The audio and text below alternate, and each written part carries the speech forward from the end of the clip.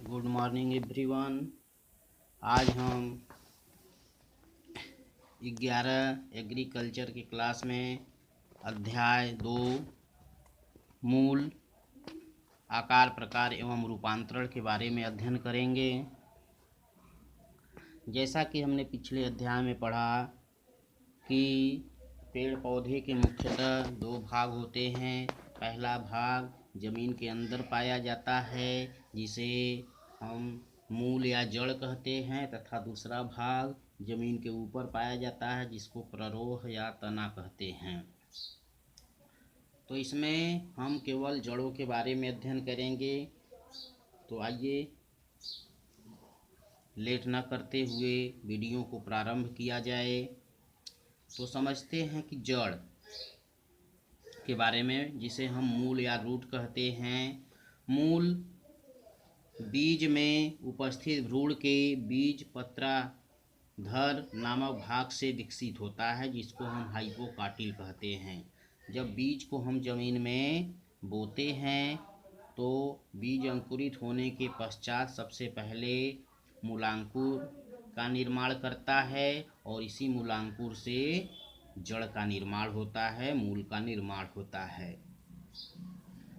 पौधों में जो जड़ें होती हैं, इनके मुख्यतः 2 कार्य होते हैं। पहला, यह पौधे को भूमि में स्थिर रखता है और दूसरा, यह मिट्टी से खनिज, लवण और जल को अवशोषित करके पौधे के अन्य भागों तक पहुंचाने का कार्य करता है।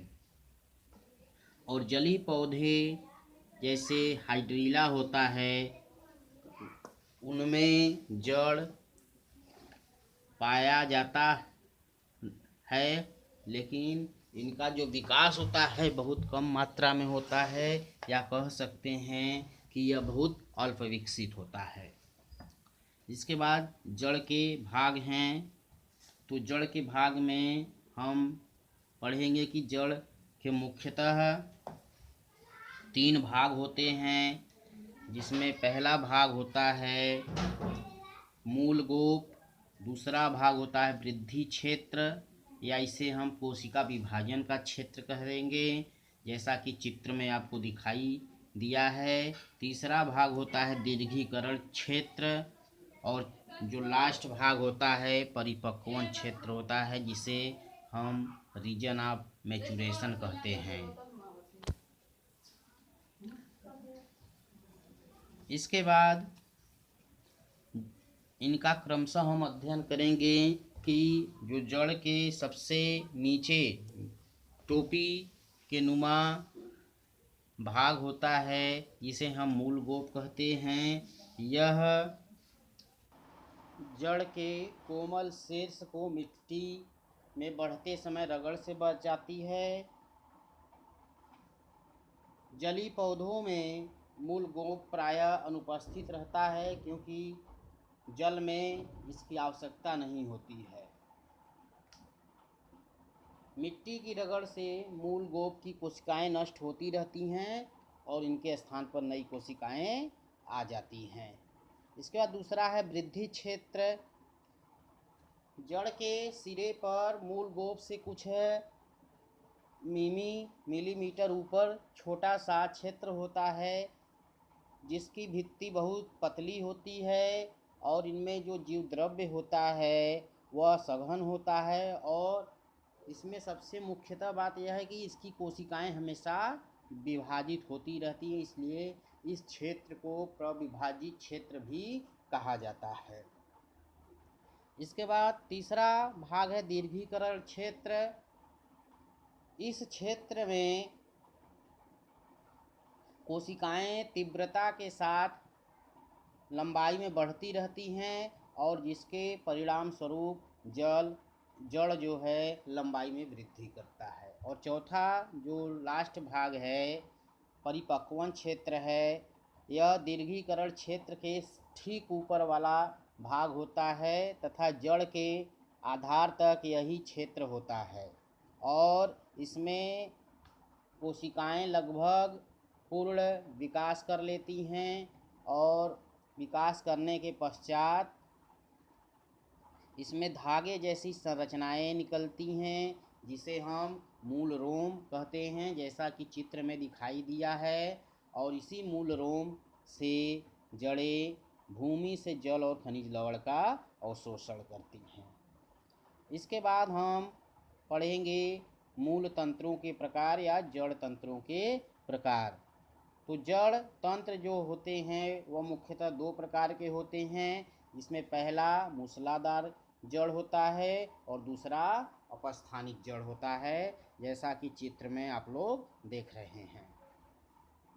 मूसलाधार जड़ में मूलांकुर से एक प्राथमिक जड़ निकलती है और इसी प्राथमिक जड़ पर फिर पार्श्व शाखाएं निकलती हैं जिसे हम द्वितीयक जड़ें कहते हैं।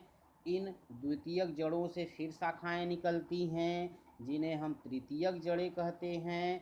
इस तरह से यह पूरा जड़ तंत्र मिलाकर मूसलाधार जड़ तंत्र कहलाता है और यह मुख्य रूप से चना, मटर, गाजर, मूली, सरसों, नीम आदि के पौधों में पाया जाता है।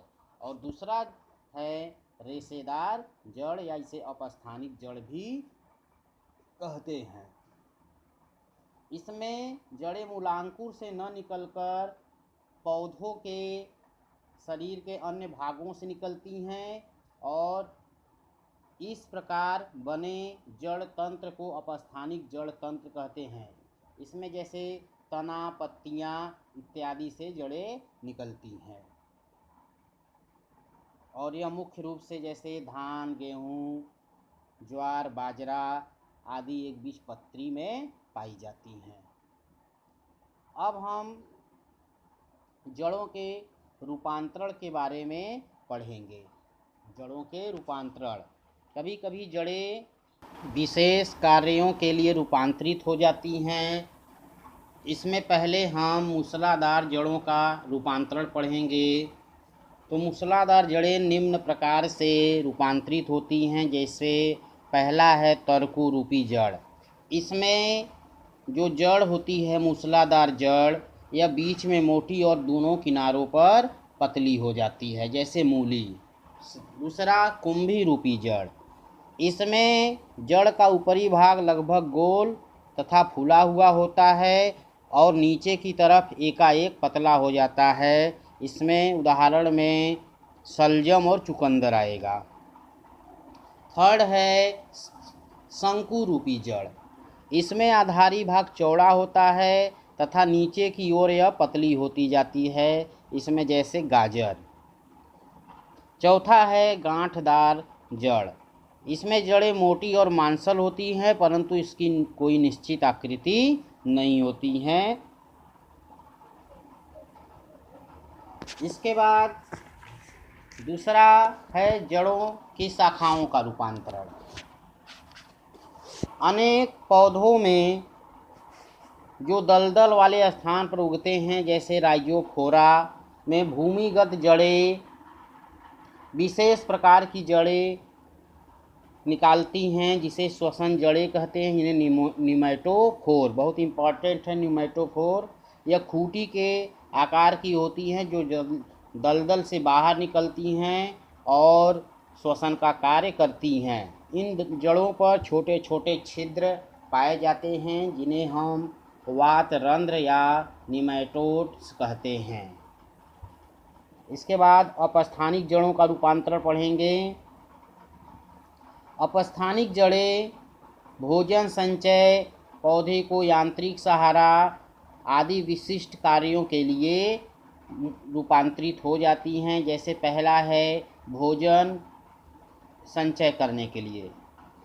इसमें जो अपस्थानिक जड़ें होती हैं भोजन संचय करने के लिए विभिन्न रूपों में बदल जाती हैं जिन्हें हम क्रमशः निम्न प्रकार से देखेंगे। जैसे इसमें पहला है कंदिल जड़ें या कंदमूल, इसमें शकरकंद आता है। दूसरा है पुलकित जड़ें या गुच्छ जड़, इसमें डहेलिया, सतावर आते हैं। इसमें अनेक मांसल फूली हुई जड़ों की गुच्छाएं होती हैं जो तने के आधार से निकलती हैं।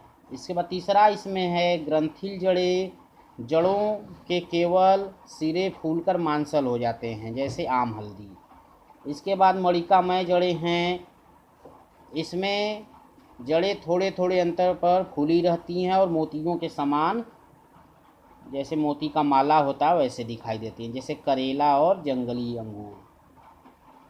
पांचवा है वलयाकार।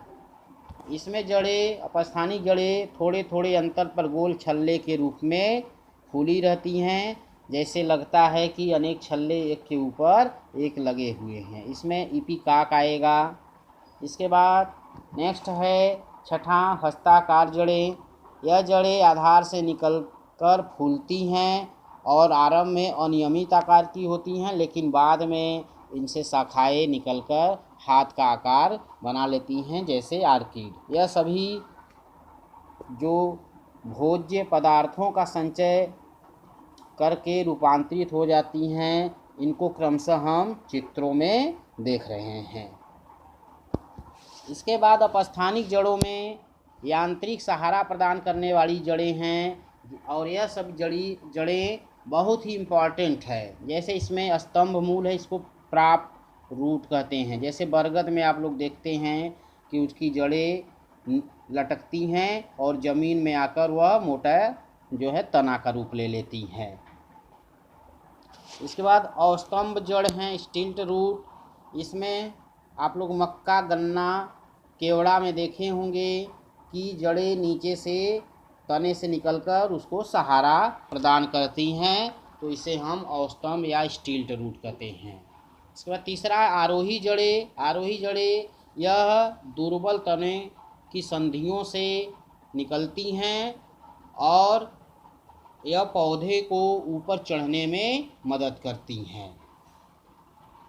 इन जड़ों के अगले सिरे पर छोटी ग्रंथियां होती हैं, जिससे चिपचिपा पदार्थ निकलता है जो किसी आधार से चिपक जाता है।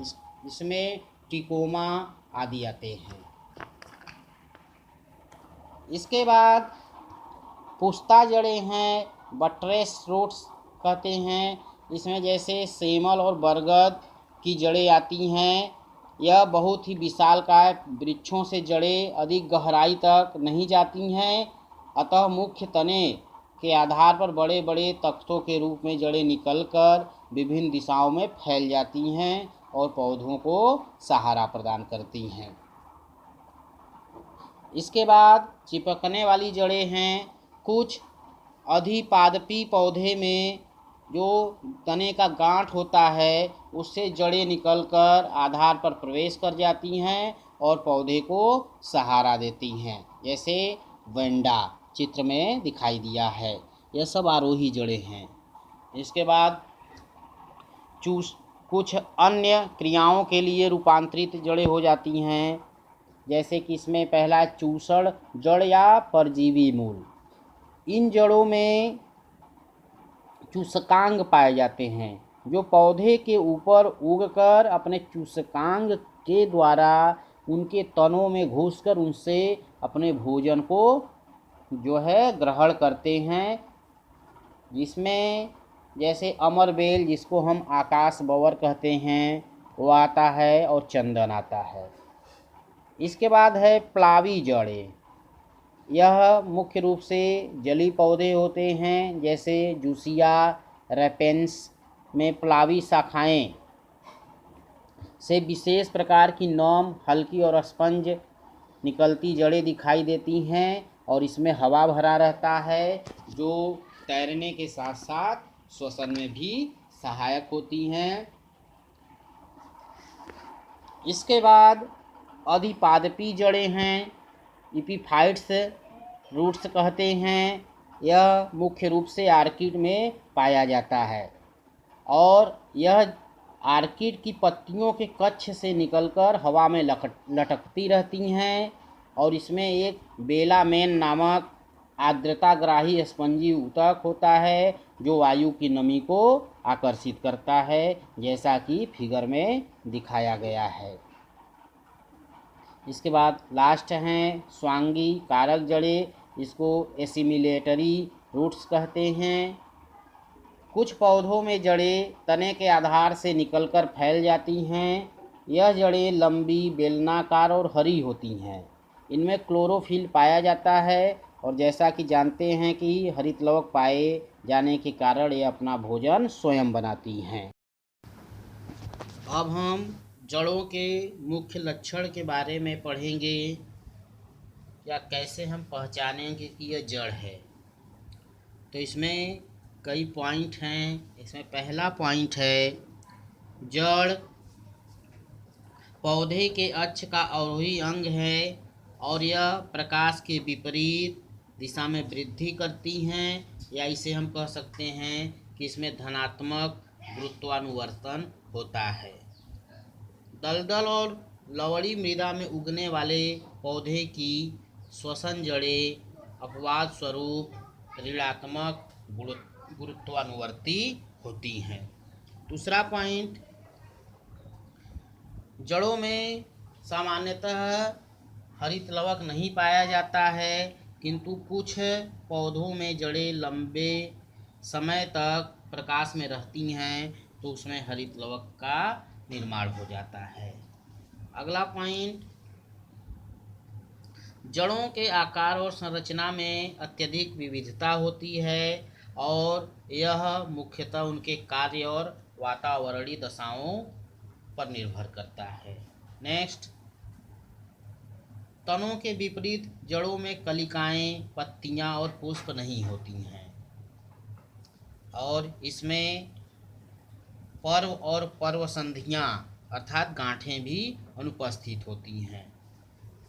अगले लक्षण में, जड़ों में हमेशा मूल रोम पाए जाते हैं जो एक कोशिकी होते हैं। इसके साथ साथ जड़ों का अगला लक्षण है कि जड़ों के अंतिम सिरे पर मूल गोप पाया जाता है। नेक्स्ट पॉइंट, जड़ों में पार्श्व शाखाओं का उद्गम अंतर्जात होता है अर्थात पार्श्व मूल जड़ें परिरंभ से उत्पन्न होती हैं। इसके पश्चात अब हम जड़ों के कार्य का अध्ययन करेंगे कि जड़ के क्या कार्य होते हैं। तो जड़ों के बहुत से कार्य हैं, जिसमें पहला है स्थिरीकरण, अर्थात जड़ें पौधों को मिट्टी में स्थिर रखती हैं और उनकी जड़ें और शाखाएं भूमि को पकड़े रहती हैं, जिससे कि जो पौधा होता है वह एक जगह पर स्थिर रहता है। दूसरा पॉइंट है अवशोषण, एब्जॉर्प्शन। पौधे का दूसरा मुख्य कार्य भूमि से जल और खनिज लवण को अवशोषित करके पौधों को प्रदान करना है और यह कार्य मूल रोम द्वारा किया जाता है। अगला है संचरण, कंडक्शन। जड़ के युवा शीर्षों द्वारा अवशोषित जल व खनिज लवण को पौधों के विभिन्न भागों तक पहुंचाने का कार्य जड़ों द्वारा किया जाता है। इसके बाद अगला कार्य है भंडारण। जड़ खाद्य पदार्थों का भंडारण भी करती हैं और इसका उपयोग मनुष्य व जंतुओं द्वारा भोजन के रूप में किया जाता है। इसके साथ साथ पौधे भी इस भोजन का प्रयोग अपनी वृद्धि के लिए करते हैं। नेक्स्ट कार्य है वातन, एयरेशन। लवणी और जल निमग्न मिट्टी में प्रायः ऑक्सीजन की कमी होती है। इसके लिए पौधों में विशेष प्रकार की जड़ें पाई जाती हैं, जिनमें न्यूमेटोफोर व सुविकसित वायु अवकाश पाए जाते हैं, जिससे कि पौधों को श्वसन के लिए पर्याप्त मात्रा में वायु प्राप्त होती रहती हैं। तो इस तरह से यह जड़ के आकार, प्रकार और रूपांतरण के बारे में था। अगले वीडियो में कक्षा 11 के कृषि एजी के क्लास में हम स्तंभ के बारे में अध्ययन करेंगे। तब तक के लिए धन्यवाद।